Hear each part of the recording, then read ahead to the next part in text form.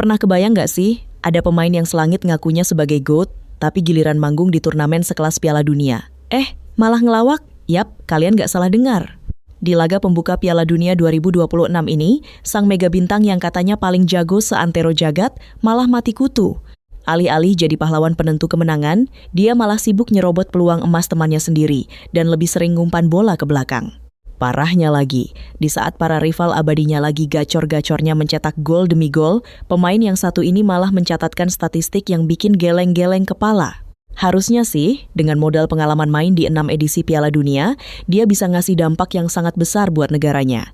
Tapi kenyataannya, zonk. Nah, buat kalian yang penasaran segabut apa sih penampilan Bang Dodo saat timnas Portugal secara mengejutkan ditahan imbang oleh Kongo, siapkan camilan kalian. Rebahan yang nyaman, karena kita bakal kupas tuntas kejadian memalukannya di video kali ini. Masih ingat kan gimana raksasa Spanyol sempat dibuat ketar-ketir sama tim debutan Tanjung Verde kemarin? Nah, selang sehari kejadian yang nyaris sama terulang lagi di Houston, Texas. Portugal datang ke turnamen ini dengan status yang sangat mentereng.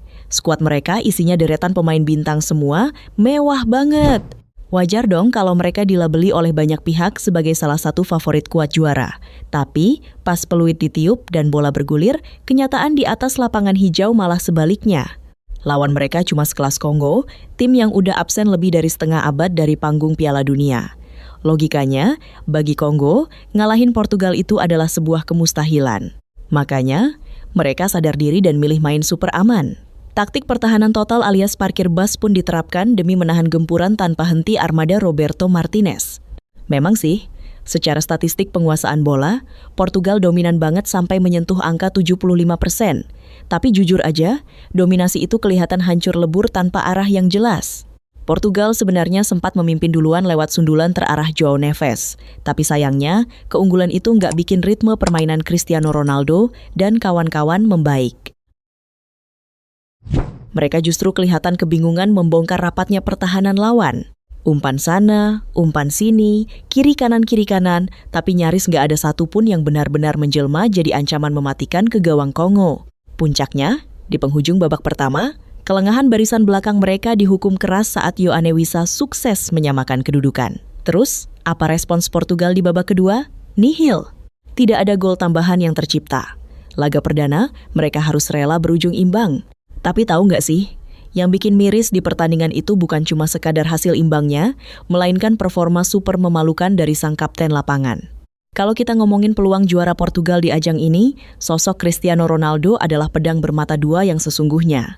Di satu sisi, magisnya bisa jadi alasan utama mereka menang. Tapi, di sisi lain, dia juga bisa jadi alasan terbesar kenapa mereka bakal gagal mengangkat trofi idaman. Nggak percaya? Lihat aja aksinya saat melawan Kongo kemarin. Dipercaya turun sejak menit pertama sebagai ujung tombak utama, pelatih Roberto Martinez jelas ngarep Bang Dodo bisa ngasih awalan yang manis.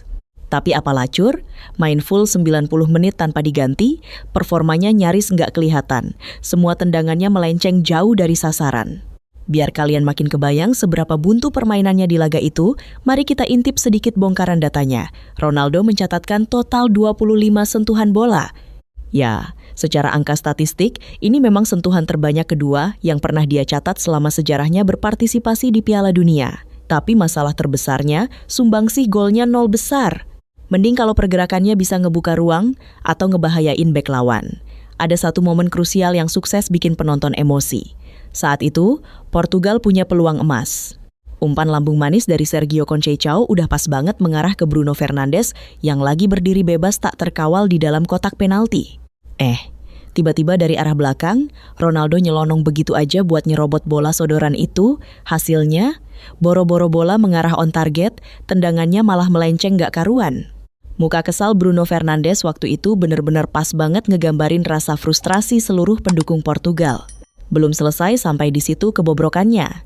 Menurut data yang dirilis oleh ESPN, untuk urusan bagi-bagi bola alias distribusi umpan, Bang Dodo juga sangat mengecewakan. Bayangkan saja, dari total 21 percobaan operan yang dia lakuin selama pertandingan, 17 diantaranya malah dioper ke area belakang. Maju kagak, mundur iya. Terus, buat urusan adu fisik dengan bek-bek tangguh Kongo, Ronaldo cuma berani berduel 2 kali sepanjang laga. Dan dari 2 kesempatan itu, dia cuma sanggup menang sekali. Benar-benar kelihatan gak berdaya sama sekali dan kehilangan sentuhan mematikannya. Tapi pertanyaannya, apa performa bapuknya ini cuma kebetulan terjadi pas lawan Kongo aja? Oh, jelas nggak. Banyak fans fanatiknya yang selalu koar-koar nyebut dia ini adalah sang GOAT sejati. Tapi anehnya, masa gelar GOAT selalu loyo tiap kali manggung di pentas Piala Dunia? Kalau di level klub, kita semua pasti angkat topi deh. Gelontoran golnya emang subur banget dan gak ada obatnya. Tapi begitu dia pakai jersey kebanggaan timnas di turnamen akbar ini, insting ketajamannya mendadak menguap entah kemana. Sepanjang 6 kali keikutsertaannya di Piala Dunia, Bang Dodo cuma sanggup mengemas total 8 gol saja. Memang sih, dia punya rekor mentereng sebagai pemain yang selalu mencetak gol di 5 edisi sebelumnya. Tapi faktanya, dia paling mentok cuma bisa nyumbang 1 gol di setiap turnamen.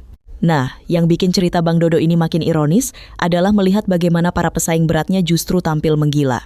Dari awal sebelum masuk lapangan, Ronaldo itu sebenarnya udah memikul tekanan batin dan beban mental yang berat. Kenapa? Karena bintang-bintang lain, termasuk para rival abadinya, udah duluan pamer taring di pertandingan perdana mereka. Kita lihat Kylian Mbappe, bintang andalan Prancis itu, dengan santainya mencetak 2 gol dan bawa tim ayam jantan menang meyakinkan atas Senegal. Belum lagi sang monster Erling Haaland, yang juga bikin 2 gol buat ngasih Norwegia kemenangan pertamanya di ajang Piala Dunia dalam kurun waktu 28 tahun terakhir. Tapi dari semua performa brilian itu, pukulan paling telak jelas datang dari sang rival abadi, Lionel Messi. La Pulga yang sebelumnya sempat bikin fans was-was karena sempat ragu bakal tampil atau tidak, akhirnya turun membela Panji Argentina. Dan tebak apa yang terjadi? Sekalinya main di laga pembuka, Messi nggak cuma nyetak 1 atau 2 gol, dia langsung ngeberondong gawang Aljazair dengan 3 gol sekaligus alias hat-trick. Magisnya seolah pengen ngasih pesan tersirat ke seluruh dunia, bahwa beginilah standar permainan seorang GOAT yang asli. Memang perjalanan turnamen ini masih panjang.